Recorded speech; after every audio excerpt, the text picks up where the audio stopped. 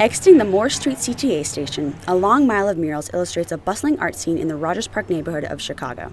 The annual Mile of Murals project, sponsored by the Rogers Park Business Alliance, serves as just one reminder of the overwhelming presence of art in the area.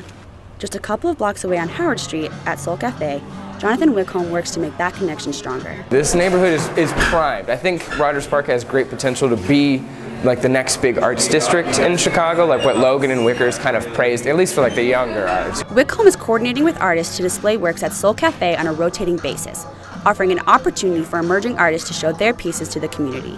He met the owners of the cafe about a year ago, and they were interested in his style of exhibition as they look to take their projects to the next level. So we discussed for 2014 trying to make Soul Cafe more than just cafe art, which is, it's always good, it's fun, it's folk art, but it's often boring and it's like 5 pieces, kind of sporadic. It's never really anything enticing. And we wanted to kind of tear down all those walls and do something newer and exciting, and they honestly just asked me to make it weird, that's something I can do and I enjoy to do. Ultimately, the owners of Soul wanted to distance themselves from ordinary cafe art, and Wickholm's unique philosophy provided an interesting way to do it. They began to put up colorful, large-scale pieces that covered their walls. So we went with a 2.5-month run. I decided to do about 4 to 5 events within it to collaborate on their talk shops together, since that's already a pre-existing event, and to change the art on the walls up every 2 weeks, so it's nothing ever getting boring and stagnant. So there's constantly something new and involving to bring people in. While Soul Cafe is emerging as an art destination in Rogers Park, Harmony Art Glass Company has been in the community since 1991. Robert Seitz, owner and glassworker, founded the company to continue his 40-year-old passion for glass restoration and window making. I have myself been working with glass since, around 1973. So I started out as just playing with it in a basement as a hobby, then went on to get a job doing it, and I worked for the top companies in Chicago. In his small storefront and workshop in Chicago, Seitz works on everything from church windows to the restoration of high-profile and historical stained glass. Right now we're working on a Frank Lloyd Wright house that seems to be very notable with my career. All the windows of the house were missing. The house was built for the guys that made all the brick in Chicago after the Chicago fire. While Seitz can create original windows, most of his recent projects have been restorations. Commissions have gone down due to the recent economic recession, so Seitz is currently focused on higher profile jobs or church windows, which always need restoration.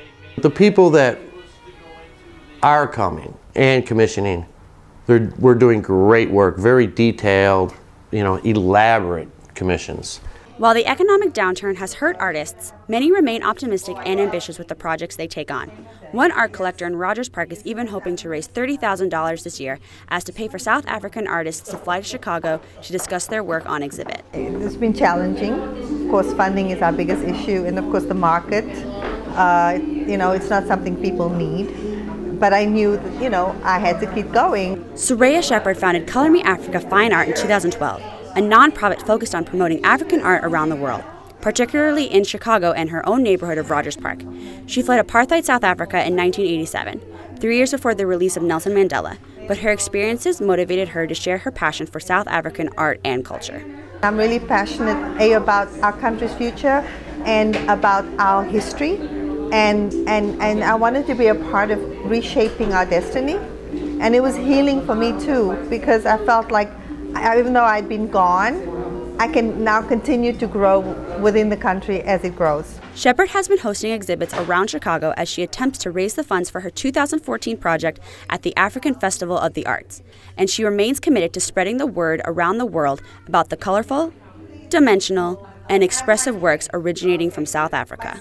My mission is that South African artists are known, and artists be known worldwide, make money doing it, live a good life doing it, inspire others to do it, help others develop their craft. We want a generation of leaders, art entrepreneurs who can help nurture the spirit of artists in our children. Rogers Park has a thriving art scene, and the artists within it work together and make connections to maintain and strengthen the community. Relationship with other artists and other glass makers and that, we try and keep that all together. The community is small in Chicago. It's a big city, but it's a small community, so it's easy to intermix. We just want to all work together. For the Medill News Service, this is Gabrielle Ake, Jamie Lovegrove, Eric Delala, and Megan Spengler. Oh, look at the signature.